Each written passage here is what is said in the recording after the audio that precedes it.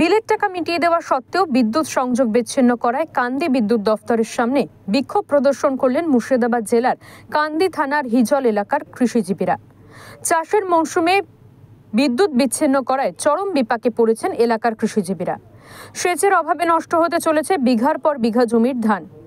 সোমবার বিক্ষোভকারী কৃষিজীবীরা জানিয়েছেন, একই ট্রান্সফরমার থেকে কোথাও 10টি কোথাও 12টি সাবমার্সিবলের সংযোগ দেওয়া হয়েছে। অধিকাংশ কৃষিজীবী তাদের বিদ্যুৎ বিল মিটিয়ে রেখেছে। দু একজন কৃষক তাদের বিদ্যুৎ বিল বকেয়া রাখার ফলে সমস্ত বিদ্যুৎ বিচ্ছিন্ন করেছে বিদ্যুৎ দফতর।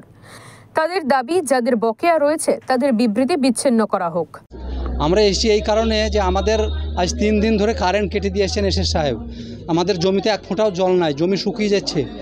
তার জন্য আমরা এখানে এসেছি। আমাদের পরিষ্কার বিল পেমেন্ট আছে, তবুও আমরা এখানে এসেছি। আমাদের কারেন্ট যাতে খুব তাড়াতাড়ি হয় তার জন্য আমরা এখানে এসেছি। হ্যাঁ, বিল পেমেন্ট থাকা সত্ত্বেও কারেন্ট কাটছে। অনেক লোকেরা হয়তো পেমেন্ট কারো নাই, আর অনেক লোকের, বেশিরভাগ লোকের পেমেন্ট আছে। বিক্ষোভকারীদের বিরুদ্ধে শারীরিক হেনস্থার অভিযোগ তুলেছেন বিদ্যুৎ দফতরের আধিকারিকেরা। অভিযোগের ভিত্তিতে একজনকে গ্রেফতার করেছে পুলিশ।